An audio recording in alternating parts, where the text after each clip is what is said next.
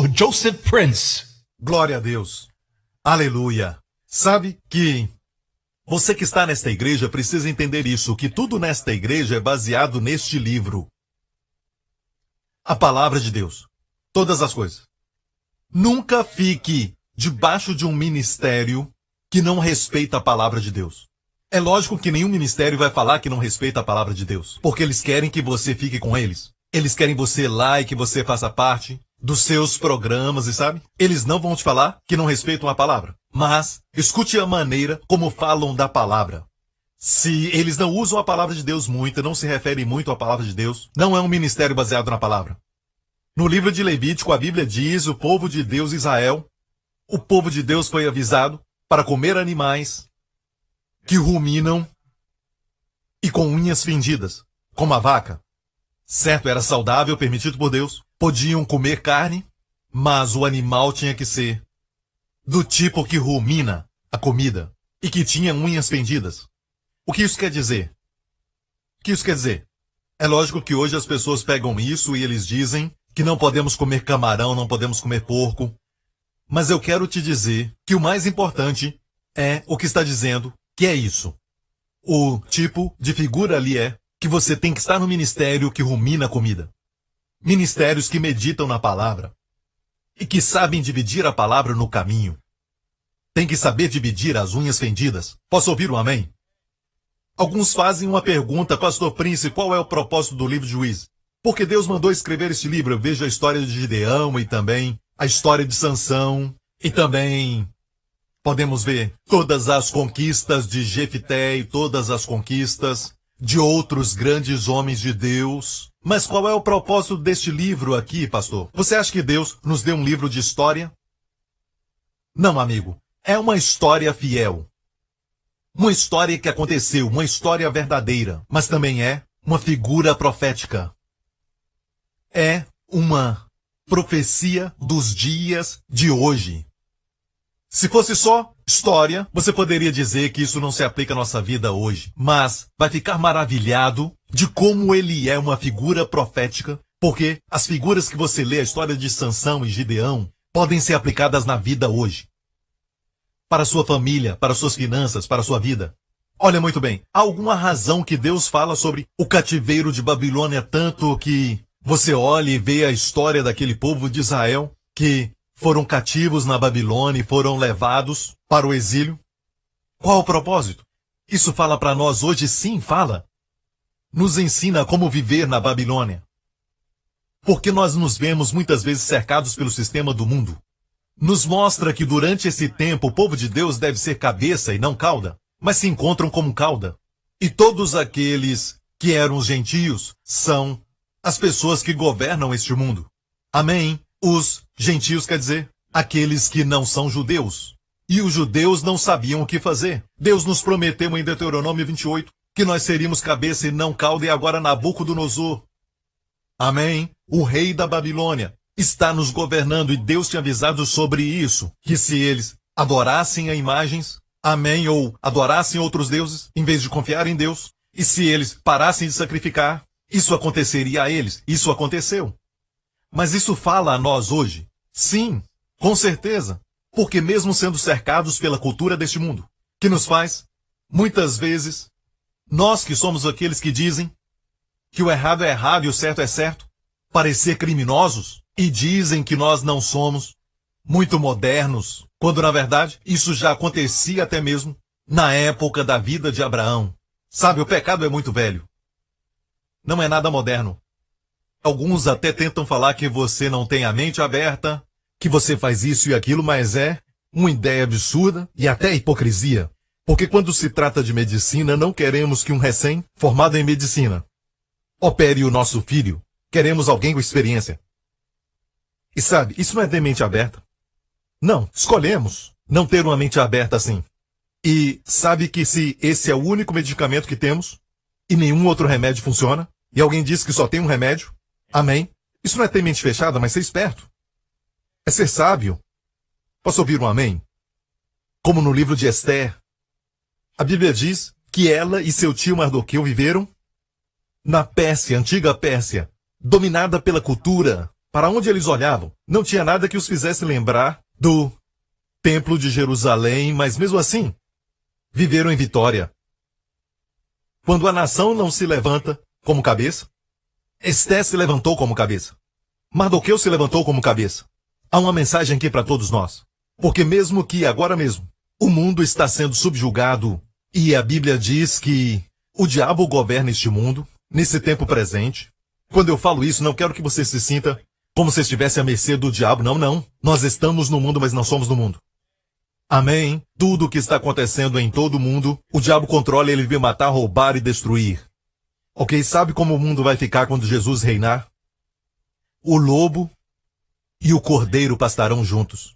Crianças pequenas vão brincar no covil de serpentes, ou seja, vão brincar com serpentes, vão brincar perto do buraco da serpente e não serão machucados.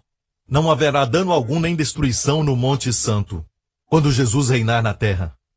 Não haverá pobreza, ninguém morrerá antes do tempo, porque haverão pessoas quando Jesus vier para reinar, essas pessoas estarão aqui, e a Bíblia diz que morrer com 100 anos de idade é morrer como um bebê durante o milênio.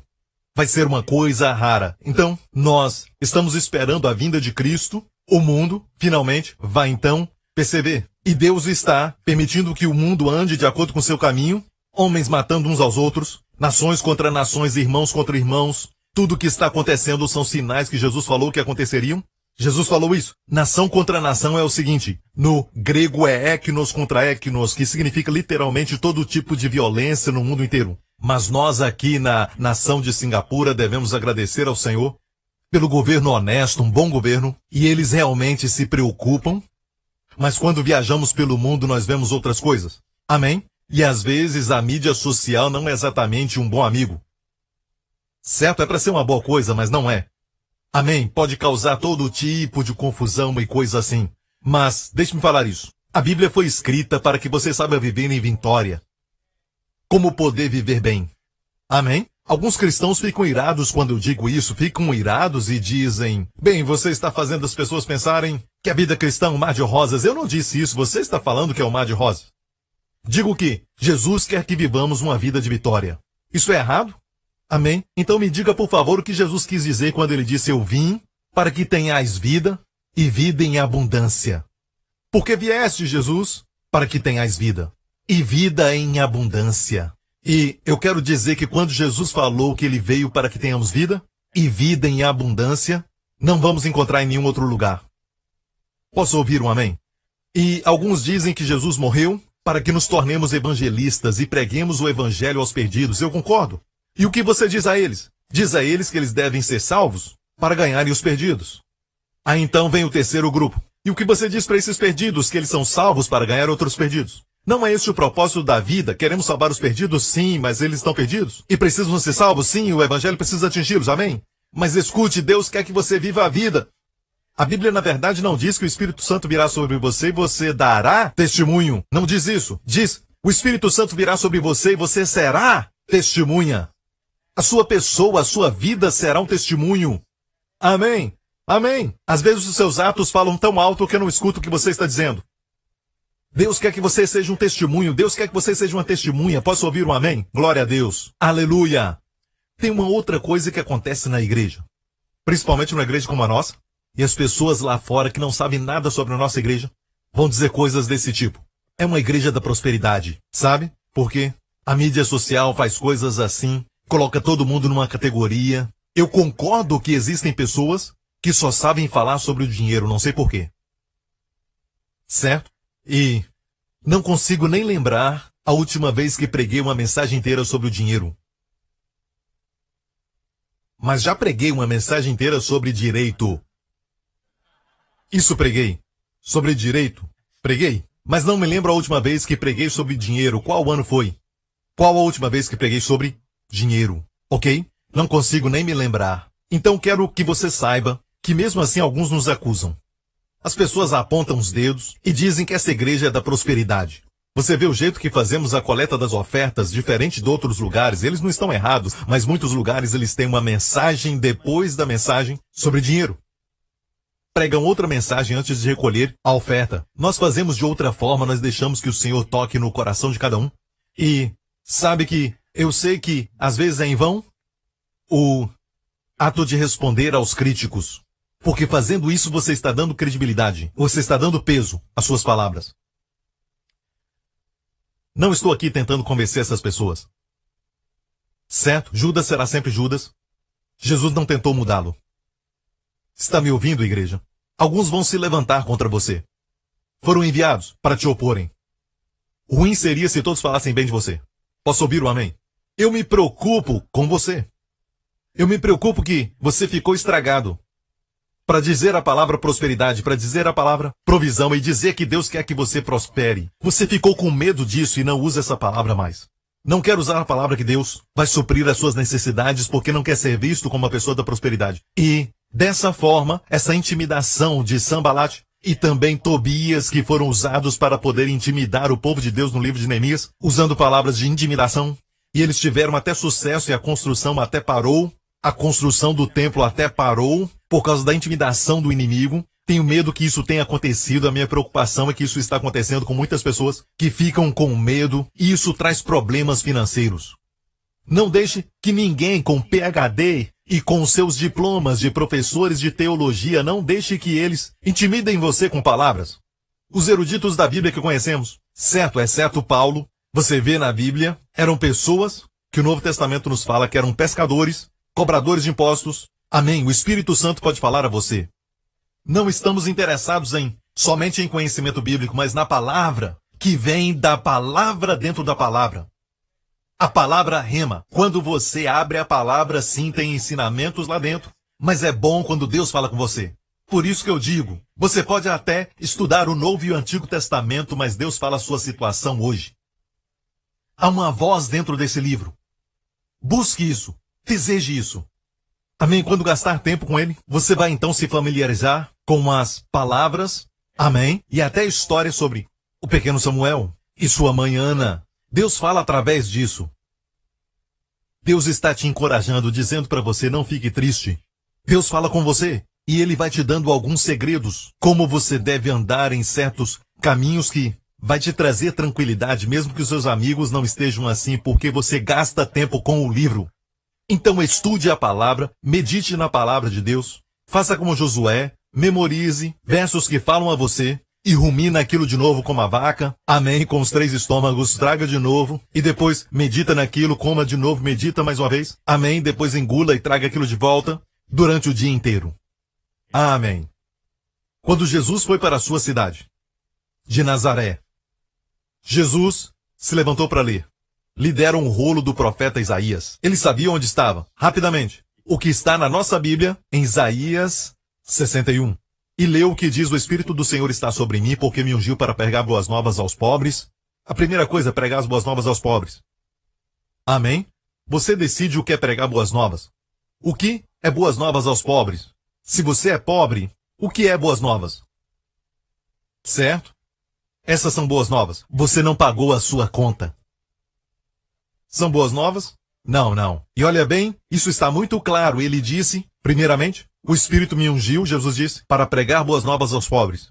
Amém? E depois ele disse, para curar os quebrantados de coração, para abrir a prisão aos presos, e depois pregar o ano favorável do Senhor. E fechou o livro.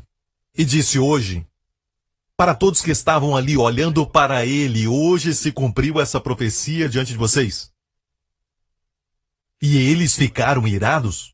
Descobriram que ele dizia, hoje, essa palavra que Deus me ungiu para vos libertar, para curar os corações contritos, para abrir prisão aos presos. Hoje não é só uma leitura bíblica. Hoje está se cumprindo. Eles se iraram. Se você pregar o que a Bíblia diz, todo mundo fica alegre porque leva mais conhecimento bíblico para casa. Assim está bem. Mas trazer o cumprimento da palavra se torna um problema. Muitos dizem, Deus é soberano. Deus é poderoso. Deus é onipotente. Sim, mas quando você começa a mostrar que Deus cura enfermos, Deus... cuidado, isso é o diabo. Algo está errado. Se você só pregar o que está na Bíblia, está tudo bem. Mas Jesus disse hoje, essas palavras se cumprem aos seus ouvidos? E disse Jesus, em verdade vos digo que nenhum profeta é bem recebido na sua pátria. Em verdade vos digo que muitas viúvas existiam em Israel nos dias de Elias. Agora olha a ilustração que ele vai usar. Sempre que Jesus falava, as suas palavras tinham muito peso, tinha muito significado. Era a verdade que nos liberta. Então não leia rapidamente. Olha como ele usou um exemplo do Antigo Testamento, certo? Em verdade vos digo que muitas viúvas, muitas, existiam em Israel nos dias de Elias, quando o céu se cerrou por 3 anos e 6 meses, de sorte que em toda a terra houve grande fome. Então, obviamente, eles eram pobres, por causa da fome. E a nenhuma das muitas viúvas, foi enviado Elias, senão a Sarepta de Sidom, a uma mulher que era viúva. Então, ele disse, haviam muitas viúvas onde? Vamos ver, muitas viúvas onde? Em Israel. Mas Deus enviou Elias, onde? A Sarepta, olha bem, Sarepta, na região de Sidom. Isso é fora de Israel. Deus não enviou Elias a muitas viúvas em Israel. Deus enviou Elias a uma viúva que estava sofrendo fora dos termos de Israel. Um lugar chamado Sarepta. Este lugar é na região de Sidom, no norte de Israel. No litoral do norte de Israel. Amém. Sidom é o mesmo lugar onde Alexandre o Grande começou a conquista. Ali perto tem uma ilha e ele estava ali, Tiro e Sidom. Ele entrou por aquela área e este é o lugar onde Jesus falou que tinha uma viúva e Elias foi enviado até ela. Agora, quantos concordam que isto se refere a quê? Está falando de pobreza, provisão, está falando de prosperidade ou até mesmo provisão? Estou certo? Estou certo, fala comigo. Está falando de provisão? Deus é um Deus que provê? Sim. Na próxima ilustração, Jesus fala algo muito importante na sinagoga de Nazaré. E diz assim, e muitos leprosos, diga muitos. Muitos leprosos. Agora, o que é a lepra? É uma doença. Uma enfermidade, certo? Tinha muitas pessoas enfermas. Onde? Em Israel. No tempo do profeta Eliseu, agora é o profeta Eliseu. E nenhum deles foi purificado, senão Naamã o Sírio. Uou. Primeiramente, que tipo de milagre é esse? Um milagre de cura. O primeiro foi provisão. Estou sendo bacana, usando palavras bonitas. Ok, vamos tentar de novo. Você pode dizer que o primeiro exemplo foi prosperidade? Ok. E o segundo, podemos dizer saúde, cura, certo? Ok, vamos tentar mais uma vez. O primeiro foi sobre riqueza? Sim. Porque sabe de uma coisa, a sua comida não acabou. Chamo isso de riqueza. Até para as pessoas ricas a conta bancária diminui. A sua comida nunca, jamais acabou. Aquilo não acabava. Ela tinha bastante óleo e tinha bastante comida. Ela usava e aquilo continuava sendo cheio durante os anos de fome. 3 anos e meio. Eu chamo isso de riqueza, sabia? Se um leproso é limpo, ele pode dizer que tem saúde?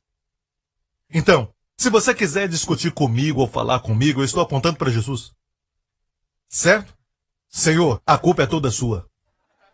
Amém? Então, vamos à Bíblia e vamos ver os argumentos que Jesus usou. Eles ficaram felizes em ouvir? Disseram, você está dizendo que o Senhor te ungiu e que você é maior que Elias, você é maior do que Eliseu, que quer dizer, o que aconteceu com eles pode acontecer conosco hoje, você está aqui e você é nascido aqui. Estamos tão felizes que temos a você aqui, Senhor. Amém! Eu vou trazer aqui a minha prima, Rebeca, e também vou trazer aqui o meu tio. Ele está lutando contra o câncer, eu vou trazer outro, e vou trazer todo mundo. E hoje, esta sinagoga vai se transformar num grande hospital, amém? E os enfermos serão curados, amém? Não foi essa a reação. A reação, a provisão e cura ainda é a mesma. Olha o que eles fizeram. E todos na sinagoga, ouvindo estas coisas, ficaram cheios de alegria. Foi isso? Ira. Meu Deus, sabe por quê? Sabe por quê? Porque eles eram judeus. Jesus era judeu, mas disse, sabe por que essas pessoas receberam? Número 1. Vou dizer por quê. Foi o amor de Deus. Deus quer receber toda a glória e que você saiba que você não merece. Não é baseado na lei. Não é baseado no sistema de mérito. Provisão, aprenda isso. Provisão e cura vêm pela graça. E eles não aceitaram essa mensagem. Falaram, não nos lembre disso. Deus vai nos curar porque sabe quem somos. A nossa santa nação, porque nós somos o povo e Jesus mesmo era judeu. Mas Jesus demonstrou que era a graça, igreja, e não a lei. Não é quem você é apenas na carne, mas quem Deus é. Não é quão fiel você é, mas quão fiel Deus é. Não é como você cumpriu o grande mandamento e ama a Deus, mas é como Deus te ama. Você pode entender, igreja? Amém? Se você entender isso, pode receber provisão, você pode receber cura. Mas ficaram irados. Ficaram tão irados que literalmente começaram a até sair fumaças pelas narinas como um dragão. Fumaça. Olha a reação. Se encheram de ira. E levantando-se, o expulsaram da cidade e o levaram até o cume do monte. Eu fui até o cume desse monte. No mesmo lugar, quando sai da sinagoga, você tem que ir para cima, um pequeno monte que vai subindo na cidade de Nazaré. E quando olha para baixo, tem um penhasco. E lá embaixo, sabe o que existe? Não é grama. Mesmo a queda sendo tão alta, embaixo só tem pedras. Pedras com pontas. Eles queriam matá-lo. Acho que a lei diz alguma coisa como não matarás. Certo? E estavam prestes a matá-lo. E olha o que diz o texto, para dali o precipitarem. E olha isso, que legal. Ele, porém, passando pelo meio deles, retirou-se. Ele não fugiu. Ele passou no meio deles e não podiam tocá-lo. Por quê? Aqui estava se cumprindo na vida dele o que está escrito no Salmo 91. Não foi? Antes do tempo não podiam tocar nele. E mesmo assim, ele tinha que entregar sua vida. Sabe, foi ele que entregou seu espírito. Ele não morreu assim. Sabe como muitos filmes mostram? E na verdade, ele sofreu sim. Mas quando chegou a hora dele morrer, ele decidiu. Quando tudo acabou, quando Jesus soube que todas as coisas tinham se cumprido, ele disse, Pai, em tuas mãos entrego o meu espírito. Se posicionou. A Bíblia diz que ele encurvou a cabeça e entregou o seu espírito. No nosso vídeo fizemos assim. Curvou a cabeça e rendeu o seu espírito. Não era como um homem morto, que morre e a cabeça cai. Amém, sozinho. Não Jesus, ele se posicionou e depois entregou o seu espírito. Isso é poder. Ele entregou a sua vida, ele disse, eu tenho poder para entregar minha vida e tenho poder para tomá-la de volta. Você segue um vencedor. Amém, você segue aquele que a morte não tem poder sobre ele. Ele está do outro lado e te leva para lá também. Amém, posso ouvir um amém, igreja? Você está comigo? Obrigado por sintonizar no programa de hoje. Esperamos que tenha sido uma bênção para a sua vida. Para mais informações sobre o programa da Igreja New Creation, acesse o site ncctv.org.sg. Lá você poderá se inscrever para receber um devocional diário do pastor Joseph Prince. Seja incentivado e fortalecido todos os dias e saiba o quanto Deus lhe ama através desses devocionais. Acreditamos que seu dízimo pertence à igreja que você frequenta e oramos para que você seja grandemente abençoado, altamente favorecido e profundamente amado.